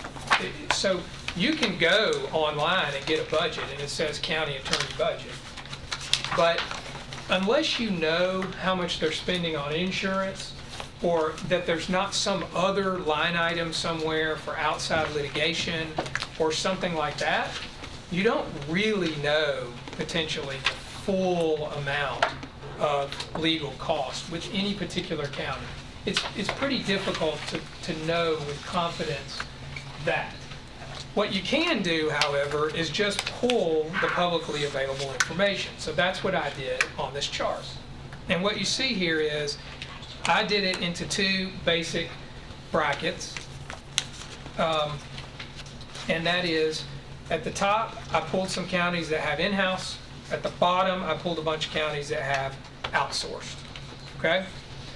I've attached the publicly available information that I used. And so I'm making the disclaimer that could someone go look at one of these budgets and find something else that could be legal related? Probably, that could happen. But what I did was just pull the county attorney amounts or the in-house legal amounts. And there's some things that I think are pretty noteworthy on here. So at the top for in-house, I used Davidson, Hamilton, Knox, and Murfreesboro. Of course, Murfreesboro is not a county, but still, we all seem to look to that. So what I did is I put what it is, I put the year in question, I put the budget amount, I put the population, and then over to the right, I put a cost per person. So this is simple math, the population into the budget. This tells you how much per person it costs per year for legal services. And it's fairly instructive, I think, when you start to compare it, because as I wondered how you know what the budget amounts should be and what it's really costing, it seems to me what it costs per citizen winds up being a pretty good way to determine comparison. So you see there, Davidson County, it's about $8, almost $9 a person. The cheapest one is Hamilton County, which is about $2.83 a person, but the average cost in-house per person using this information that's in front of you is $5.93 per person per year. At the bottom, I just pulled a bunch of counties. There was not, I started looking for some that I thought were similar to Rutherford. That's really not that easy to do. There aren't that many that are really that similar to Rutherford, in my opinion. But I did the best I could. So I picked some from East Tennessee. So you see Carter and Washington. I think Washington's up kind of Johnson City area, and I thought that might be meaningful. Montgomery County is Clarksville area. And of course I use Williamson and Wilson. Dixon, I know the guys over there. These folks, Williamson, Dixon, those firms over there that do the county attorney work, these are people I know. Their arrangements just like ours, guys. It's the same deal. It's a small law firm. The county contracts with the law firm to provide county attorney services. That's how it works. According to the County Attorneys Association, of which I am a member, there are probably 85 plus counties in Tennessee that do it just like we do. There's only a handful that have true in-house. There are some that have hybrids, some kind of hybrid system. But the vast majority of counties in Tennessee just contract with private law firms, just like Rutherford County.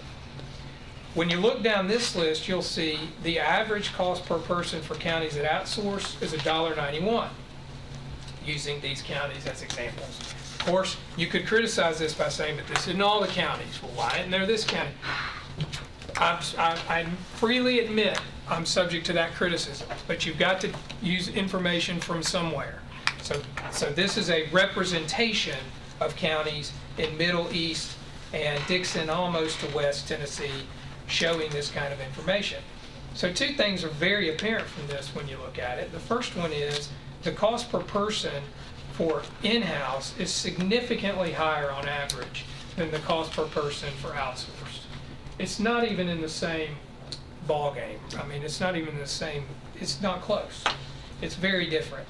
So once you go in-house, you are committing to a significant price increase at the same time that you have the school folks up here asking for money for schools and the issue with the county old judicial building and money for that, all these other things that you need to deal with.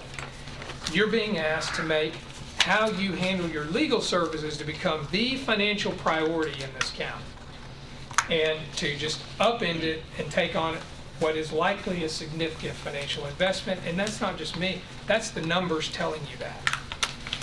The second thing that's very apparent from this is our cost per person is very low, even among the outsourced that I've represented here. So the only county that's cheaper is Montgomery County, and that's questionable because they have separate line items for some litigation and so forth, but I didn't include them because we're not talking about that. So I just used the quote county attorney number and did the math. So we are 83 cents if you just divide your population of 317 into the county attorney budget of 263,861, you get 83 cents per person per year. Significantly cheaper than most of these other folks around here, particularly Williamson, which is significantly higher in their cost structure. Okay, so the budgets themselves are attached to this. This is really what I want you to see. So I will just end by saying, this is a policy decision. I'm telling you stuff you know. It's not my job to persuade you one way or the other. I'm presenting you information. It's a policy decision on what you all want to do. I am willing to continue in this position. I will leave it to you to decide what the best way forward is, and we'll accept that however you go. I'm happy to answer any questions. I know the mayor had some follow-ups and potentially recommendations to the committee first. Are there any follow-up? Josh, thank you for sharing that information. Any follow-up questions for Josh from the committee before we go to Mayor Ketron. Josh, let me ask you, if you can answer this. In the presentation, they talked about the independent contractor benefits, which seemed an exception, perhaps, to this particular case of the $28,000. Do you have any recollection as to why that was thrown in the COPE agreement back then? And is that something that, if we renew a contract, can be adjusted or eliminated, or are we stuck with that? I'd ask my legal team, but my legal team. Well, I can't answer the question. I'm not answering the question as your lawyer. I'm answering Okay. the question as the, Yep. I guess, whatever role I'm playing here. So I don't know, Commissioner Cush, how it got into the agreement originally. I guess it's just a carryover from how it had always been, that kind of thing. But we addressed this in part when this got renewed a year ago. So this did not specifically, well, maybe even specifically the health insurance was discussed. Sonia was in here, she's in here now, I think. I remember this conversation. And at that time, the RNA said something about retirement benefits and sick pay or something like that. And I said, that shouldn't be an issue. I don't care to be in the retirement system. It doesn't matter to me. And I'm not accruing sick leave. And Sonia confirmed that. So that was just a red herring thing that had come up, which was corrected or resolved, I would say. The health insurance came up too, though, Mike, in that conversation. And I remember, I think Brad asked a question or two about it, and my comment was simply that if I can get it, I want it. I mean, bottom line, if I can get it, I want it. But the conversation then was that it's not up to me to figure out whether I'm qualified under the plan to have it. It's up to Melissa Street and I guess maybe Sonia, probably more Melissa. And I can only assume that the determination was made that that was appropriate. But it's certainly something that can be revisited. And if it isn't, I don't want anything to do with it. I understand. So, Okay. Thank you. Any other questions? Mayor Ketron? Yeah, Commissioner Phillips. You sure it's okay for me to speak? Yes, sir. Josh, there was a comment I made about, a big comment that I drew out of conflict of interest with contractors and developers and other kinds of things. Can you at least address that from your perspective? yeah. So conflicts is something that has come up in the past. They've raised this in the past. Conflicts of interest is a real thing. I don't want to downplay it. It's serious business for lawyers. It's something that we all, as Commissioner Stevens will say, want to be very conscientious of and try to avoid. However, we do that. So we don't represent any private clients that we've had in matters that are adverse to the county. That's really our understanding of the rules, are that the determination is whether or not there's an adversity in a particular matter where you would have a conflict. That's how you do it. It's not just some phantom out there academic discussion. It has to be a conflict and a real thing. So to simply say, for example, well, someone at Josh's firm represented someone who is a developer and therefore there's a conflict, in my opinion, is an inaccurate analysis. Because that developer might be developing in Davidson County or in Williamson County. The fact of them being a developer doesn't create the conflict. If, on the other hand, that developer sued the county and someone in my office say we're actively representing that developer on matters, then you might theoretically have a legitimate conflict, and our job would be to identify it and to get out if that happened. That has happened in the time I've been involved in county work very few times. So academically, it's something that can be discussed. In reality, it's not something that comes up very often. And I don't think there are examples of the county being prejudiced from any situation like that. In those instances where outside counsel is retained, they still have to abide by the fee structure that's agreed to, which is $167 an hour. So that's how you handle it. Now, let me also mention this, because I think this is very important. Conflicts of interest are not based on whether you're an in-house lawyer or an outsourced lawyer. They're based on you being a lawyer. So simply hiring somebody in-house is not going to magically resolve any potential conflict of interest. So if we hired Jim Daniel back here as your in-house counsel, he was a practicing lawyer in Rutherford County for years and years and years. He's going to have a bunch of prior clients. So guess what? If his prior client gets involved in a dispute with the county, Jim Daniel's got a conflict. He's going to have to get out. Doesn't matter he's in-house counsel. And the same is going to be true of any in-house counsel that you hire that has any experience. I guess if you get somebody right out of law school who's never had a client, you might not run into a conflict unless her grandmother trips on the stairs downstairs and decides to sue the county. But short of that, any lawyer may have a conflict, potentially. So the issue is there a possibility? You can't eliminate that risk. It exists by virtue of the fact that lawyers sometimes have conflicts. Does that answer your question? Thank you, Josh. Yeah. Another point I wish to make. I'm going to make an assumption, and you tell me if this is a correct assumption. All right. One of the RNA slides used a cart to point the fact Right. that in some cases a firm may get overburdened with work. Okay. Would that not be the same truth to an in-house staff that might get overburdened? And when that's the case, you would reach out and hire additional staff, as an in-house group would have to reach out and hire additional staff to take that burden. I don't Right. know. I mean, I mean, if you get obviously covered can't up, speak to what's going to yeah. happen, but it seems to me there's always the risk that there is a need for outside help, Yeah. regardless of whether you have an in-house office or not. And to just put a point here for just a minute, it is not accurate.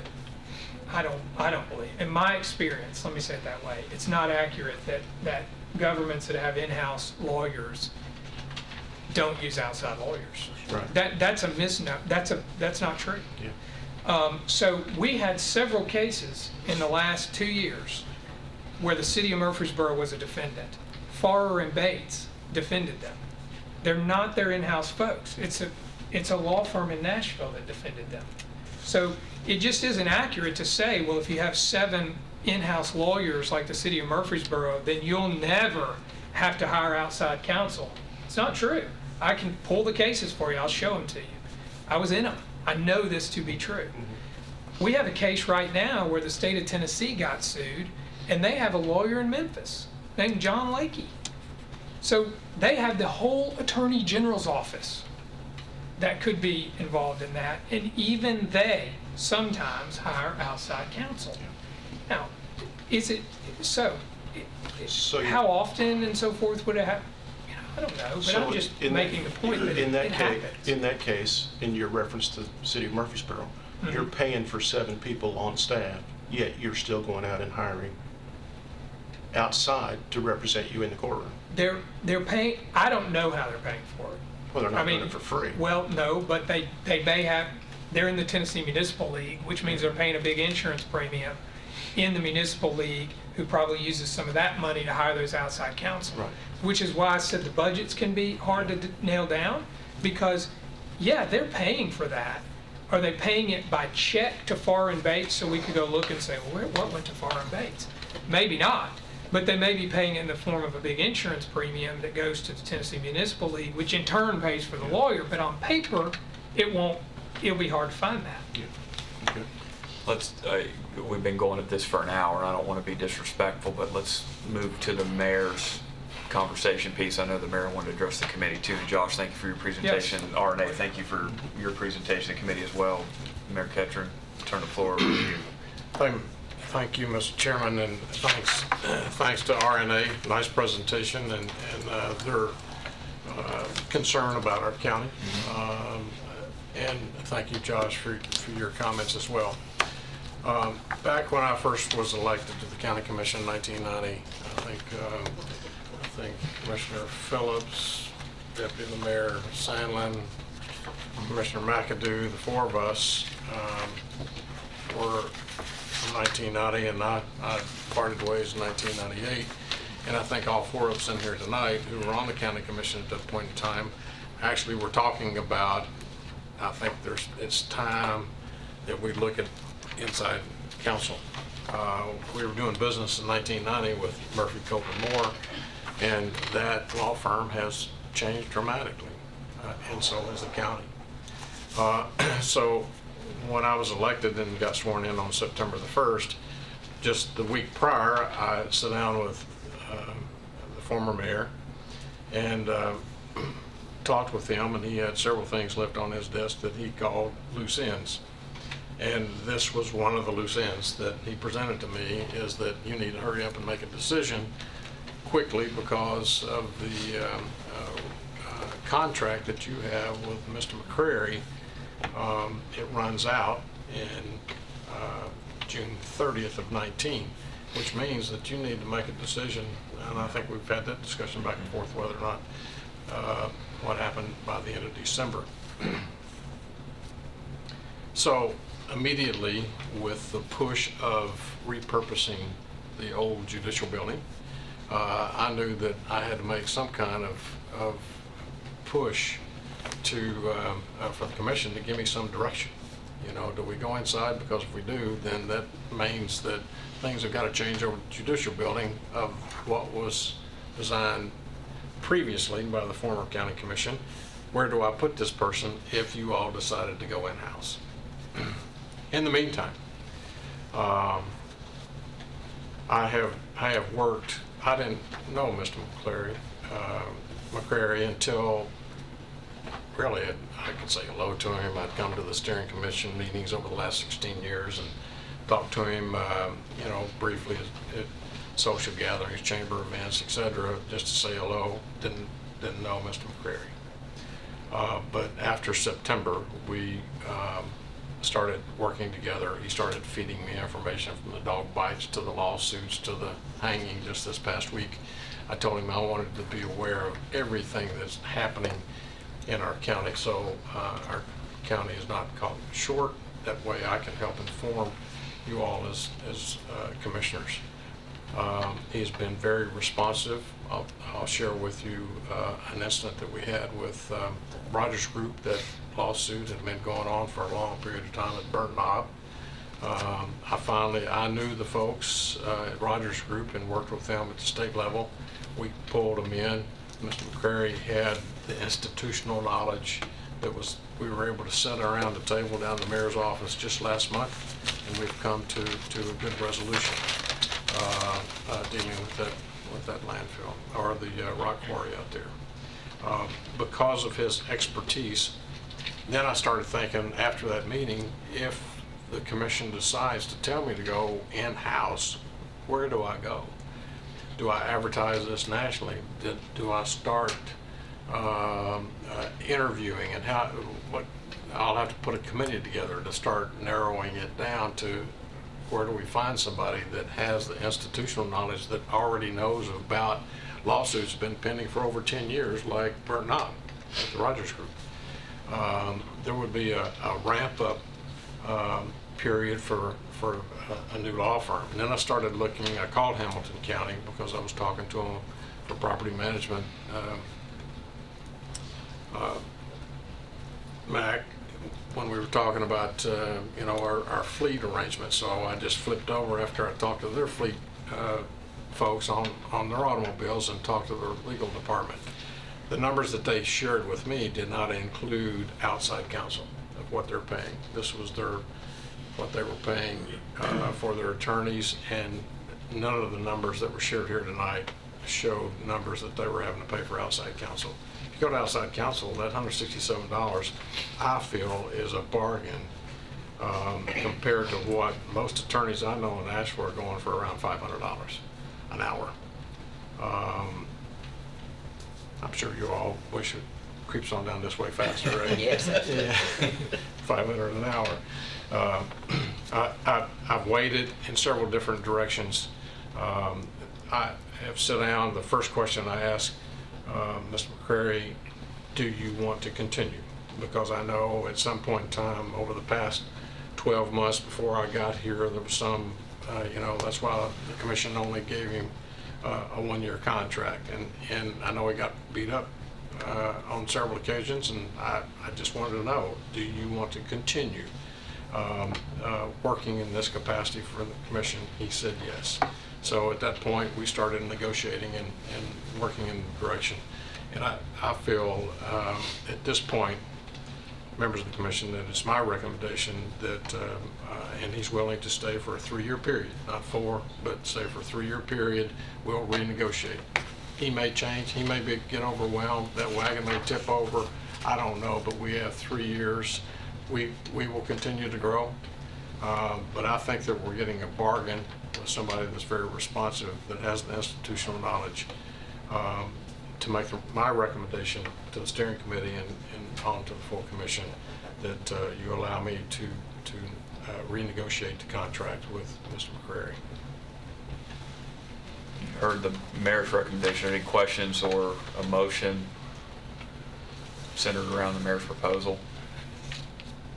I motion that we go forward with a 3-year contract with Josh. Motion from Commissioner Harris, there a second? I'm going to second that motion, but to be clear, that would then match the ending litigation date of June 2022?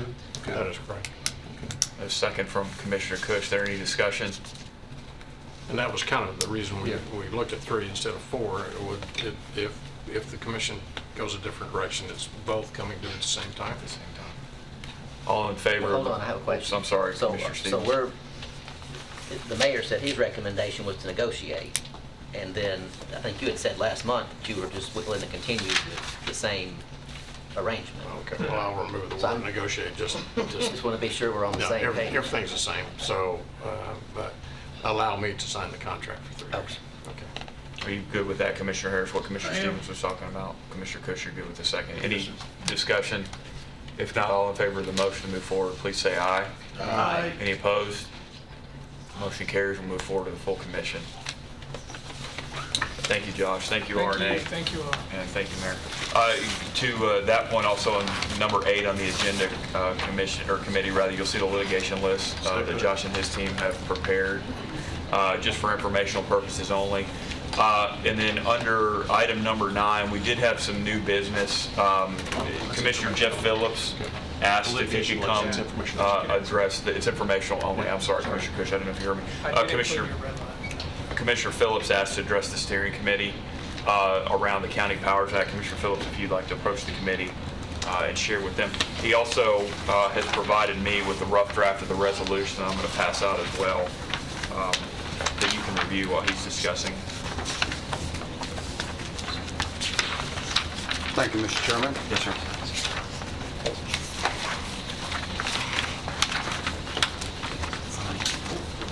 Let me just say one thing, that after being on this, a member of this committee for more years than I would like to admit to, I think that the discussion that you guys have gone through in the last month and the decision you made tonight is the absolute correct decision to make. As chairman of the Planning Commission, I've worked with Josh for at least 10 years, and he has been more than responsive to the needs of that department and more than responsive to the needs that this commissioner has placed on him at times. And never once has there ever been a telephone call that hasn't been answered promptly, and answers to the questions that I've had for them and the planning department has had for them that weren't answered properly, promptly, and professionally. And I just commend you for going through what you've gone through and reaching that decision. It was the decision that I would have been part of as well. So thank you for that job, sir. This resolution that you have in front of you is typical of the work that Josh has done. And a couple of weeks ago, I asked Josh to put this together, and he did so in a timely fashion after some conversation that we had. And this followed up on a conversation that I also had with Mayor Ketron a couple of months back, about a month or so or less than, when he was in office, about the needs that the county has going forward. And let me just say that some of the information that I have is ballpark figures, but it's also ballpark figures that are real in a way. Some of the needs that the county has, and once again, these are financial requests, not commitments that the county has made, but counting the school board and then other things such as the need for us to deal with garbage in the county and such things as building roads and bridges. And we're looking at requests from county departments that exceed $500 million.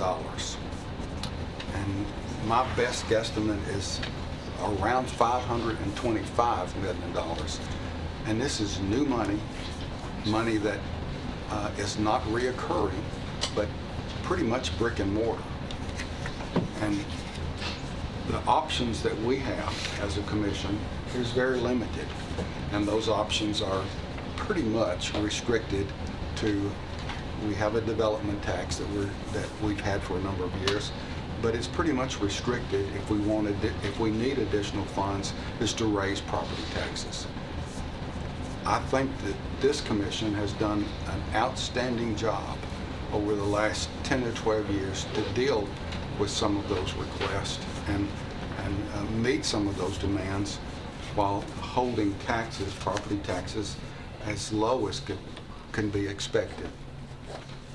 But Mayor Burgess warned us over the last couple of years that there's going to come a day of reckoning when some of these requests cannot be met within budgetary needs without significant increases in property taxes. And I'm not saying that we're there right now, but I'm saying that that day of reckoning is upon us, and upon us pretty quickly. And I've said all that to try to build up to what this resolution is all about. In 1996, Rutherford County Commission passed an act called the Rutherford County Development Tax Act, and that actually put kind of sort of a growth tax on the development industry, where we collected a certain fee for lots that were approved and homes that were built. It appears that about 10 years later, the state of Tennessee passed a law called the County's Powers Relief Act that pretty much excluded anyone in the state of Tennessee, any county in the state of Tennessee, from enacting any growth taxes. I believe that a year or so later, there's been a couple of amendments made to that, but the County Powers Relief Act is still in effect. And let me read this resolution, and you guys can follow it. And I'm not 100% sure that I can answer all of your questions. I know Commissioner Stevens has a legal mind that I respect quite a bit, and also Josh can maybe help us through some of the questions that you may have. But let me read this if I could. And of course, this is just a draft. And it says, whereas Rutherford County has experienced and will continue to experience exponential growth, and whereas Rutherford County would greatly appreciate the possibility of exploring other options. You guys may want to underline that. Would greatly appreciate the possibility of exploring other options than property tax increases to fund the growth. Whereas the Private Acts of 1996, Chapter 215, Rutherford County adopted an act known as the Rutherford County Development Tax Act. And whereas said Rutherford County Development Tax Act was in place before the state legislature enacted the County Powers Act as codified in TCA 674-2901. Whereas the County Powers Relief Act provided the exclusive authority for creation of impact fees and developments after its enactment, specifically authorized pre-existing development taxes such as Rutherford County's Development Tax Act to remain in place and continue because they were in place prior to June 2006. Whereas the Rutherford County Development Tax Act does not in itself provide a mechanism to adjust the amount upward if needed under the said act. And whereas since 2006, Rutherford County has experienced and continues to experience exponential growth beyond that contemplated by the County Powers Relief Acts, justifying alternatives to property tax increases to fund growth. You may want to underline that too. Justifying alternatives to property taxes. Whereas in Tennessee, County Attorney General Opinion number 0757, April 25th, 2007, the Tennessee Attorney General opinion that the General Assembly should expand the exceptions to Tennessee Code Annotated 674-2913 for counties with pre-existing private acts to allow for amendment of these private acts to authorize the imposition of a new tax or increase the existing tax rates. And whereas Rutherford County has a need and wishes to be exempted from the prohibitions and limitations of the County Power Relief Act and have more options. That's one of the most important paragraphs in this resolution. Let me read it again. Whereas Rutherford County has a need and wishes to be exempted from the prohibitions and limitations of the County Powers Relief Act to have more options. And whereas Rutherford County, the Rutherford County Commission deems it to be in the best interest of Rutherford County and its citizens to request the state legislature by and through the Rutherford County delegation to amend the County Powers Relief Act to provide exceptions and or exemptions for Rutherford County based on its growth or after investigation by the state legislature by another method deemed appropriate by the state legislature to allow Rutherford County to have additional options for funding growth other than property taxes. You may also want to underline that. To allow Rutherford County to have additional options for funding growth other than property tax increases. Now therefore be it resolved by the Rutherford County Board of Commissioners to respectfully request the Rutherford County Legislative Delegation to propose a bill to amend the County Powers Relief Act to provide exemptions and exceptions from the act for Rutherford County based on its growth or after investigation by the state legislature to amend the act as may be otherwise deemed appropriate by the state legislature to provide Rutherford County alternatives to funding growth other than increasing property taxes. The simple request is that Rutherford County be exempted from the state law, the County's Powers Relief Act, to give us flexibility if additional funds are needed, to look for those alternatives. This is not saying we're going to raise any taxes. It's not doing anything but giving us an option that this commissioner feels that we are going to desperately need over the next few years. So that's pretty much it in a nutshell. And I know this is kind of springing this on a lot of you all at once, but it's also something that some of us commissioners that have been around a while have questioned our legislative delegation on for the last few years, asking for some relief. But I think it's about time that we put, instead of asking them to put it in writing, and ask that they support our efforts in seeking additional revenues instead of just raising property taxes to meet some of the demands that are going to be coming toward this county. Commissioner Reed? Commissioner Phillips, after I received the notification you were going to bring this up today, I went back and started doing some reading on the County Powers Relief Act. And I don't know if any of you others have sat there and read the County Powers Relief Act and some of that. As a county commissioner, it almost scares me to read what is there. And I appreciate this being brought forward. This is so needed in what we have to do there.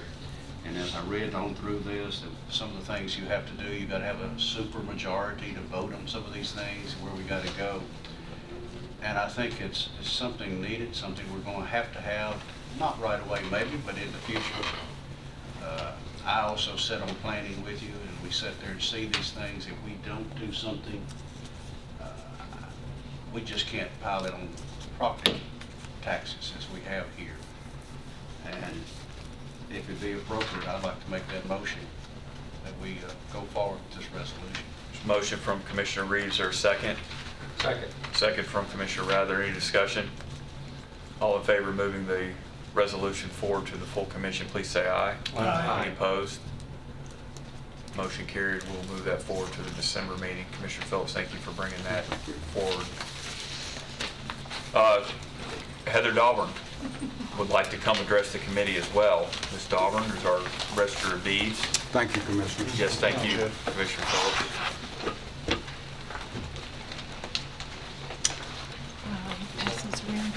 Sure.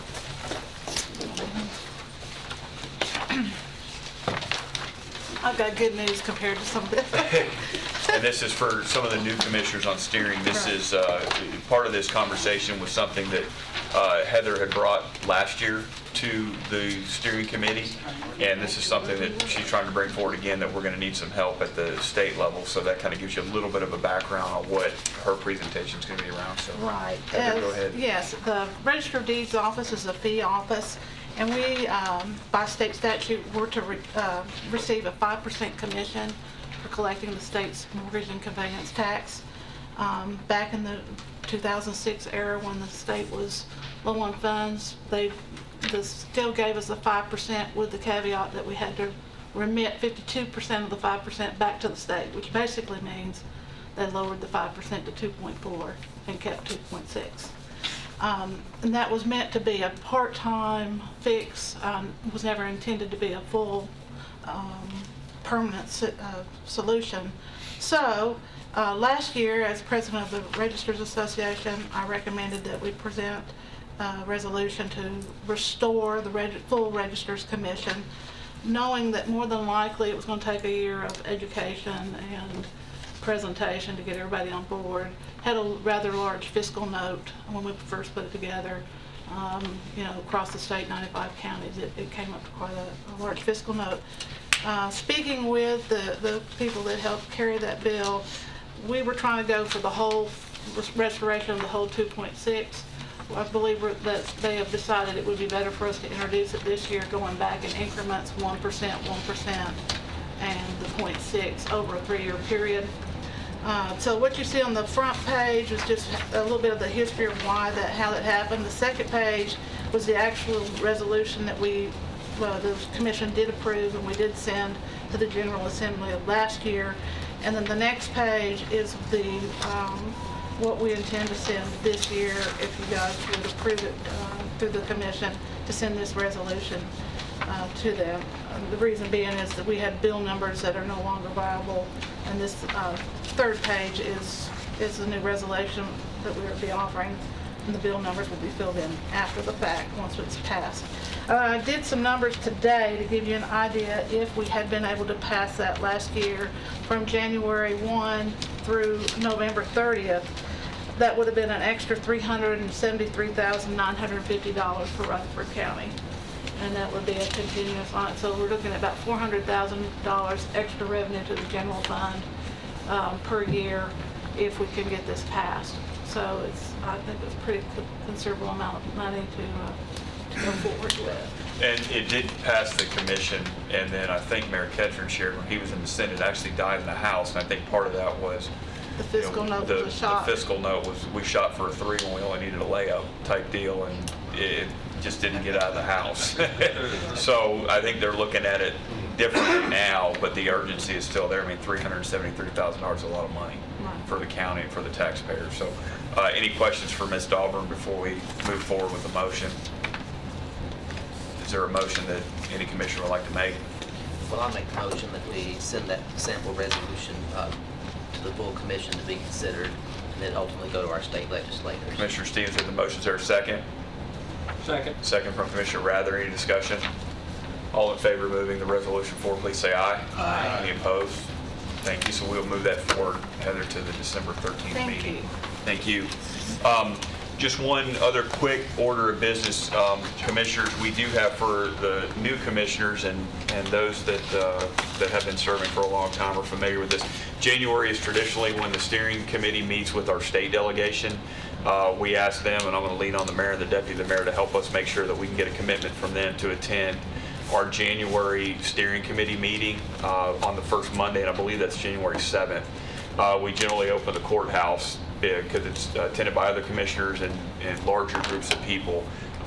So that meeting is going to be happening in January, and as Commissioner Phillips relayed, that's our time to be able to lay everything out from a county commission or constituent representation perspective about what we need from our state delegation to try to move forward with. I think Mayor Ketchern touched on it. They do have to have final bills have to be submitted by the first part of February. So any of those discussions that we want to have with them around things that we would like to see them do representing us, we do that in those meetings. So plan your calendar accordingly there to try to be here if you can. I certainly understand business things happen, but it's a big meeting for this committee and for our county to be able to get in front of our delegation to have those meetings. So any other business before we adjourn for this evening? Yes, Commissioner Allen, I'm sorry. On December the 19th, the Rutherford County School System and the Murfreesboro City School System are having a joint meeting with the legislative delegation. That's right. There is a pre-meeting dinner at 5:30. Let Mr. Michaels know if you plan to attend that. Otherwise, at 6:30, and it'll be at the Rutherford County Schools. Perfect. Thank you, So Commissioner December the Allen. 19th, meeting starts at 6:30. Perfect. Did you say the 19th? 19th, December it's a 9th. I think Wednesday. it's a Wednesday night. Any other business that needs to come before the committee, Commissioner Rather? This has absolutely nothing to do with anything we've talked about here tonight. After a discussion I had that had nothing to do with any of this either with somebody a few days ago, I want to ask a question. All right, look, before I ask the question. In 2010, I filled out an application to be on the Board of Zoning Appeals. And there's probably several of you that know what that application looks like. It's a name and it's an address, reappointment or appointment, why do you think it'd be good for this, and then send it in. Has there ever been any discussion about those who are being chosen for or applying for different committees or boards, that a background check was performed on them? Has that ever been brought up? Not since I've been on this committee, it hasn't, no. Well, no, I try not to look at worst case scenarios, but as soon as I don't, it happens. So I try to look here's best case, here's worst case. And the more I've thought about it, we get applications for those boards and committees often. And there are times where we know who they are. Prime example is Mr. Hartley and Mr. Puckett. Mr. Hartley was my gym teacher at Bellwood, and I've known David and Sean and their family for a long time.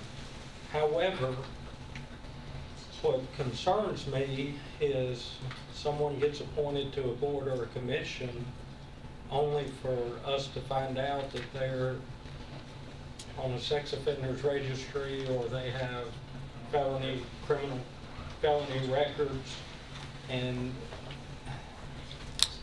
that just doesn't look good. And I think we don't do enough due diligence in selecting those folks on those boards or committees or what have you. So I don't know if there's, employers do it all the time, so I don't know why we couldn't from a legal perspective.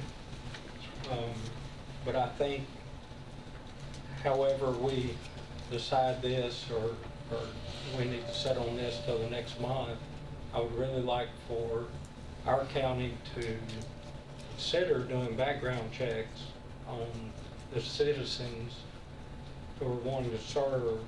Instead, I'd rather that happen instead of we appointing someone only to find out later they're on a sex offenders registry in other states and they never registered here, or they're a violent felon with a pretty lengthy history. We're going to get at least an embarrassing time in the paper and some flack from the public, I would think. Yeah. I think one of the things I'd like to maybe wait a month on that to figure out what the logistics of that would look like, because you don't want someone submitting it 2 days before the background check takes 5 days and then they're disqualified. And I know you're not saying that, but. Well, yes, you're right. Some things need to change, and the more I thought about it, okay, is this for new appointments and not reappointments? But there again, a person who's been on a committee for 4 years and is up for reappointment could have committed a crime through those 4 years that we don't know about. And this all came about from discovering that the beer board, the sheriff's office provides background checks on beer board applicants because they don't want to just issue beer permits or licenses or whatever to those that have felonies on their records. And then I got to thinking, why aren't we doing that? Mayor Ketchner, I think Mayor Ketchner wanted to say something. Mr. Chairman, we can gather that information for you and come back to the next monthly meeting, talking to Sonia here. We can have all that prepared for you to make a intelligent decision. She can run the background checks also for a nominal amount. Also, you don't want to put somebody on the beer board that got a DUI, as Commissioner Allen said. But also, we sitting back here talking, probably need to look at a way the steering committee needs to put some kind of language giving the commission the authority to remove somebody from office. We just recently had somebody, a prominent citizen, Dennis Tarranttown, that was on one of our committees. Fortunately, he went through his attorney and stepped down and resigned, but what if he got honorary and didn't want to? Right. There needs to be some process, and that the commission has the authority to remove someone. Yeah, if we could task the mayor's office and HR to help us with that, bring something back to the steering committee, that would be extremely beneficial.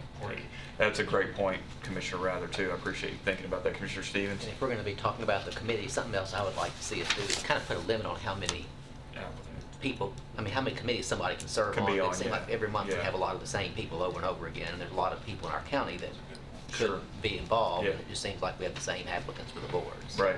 No, I think that's a fair point, too. Mr. Chairman? Yes, sir. Commissioner Phillips. Part of that,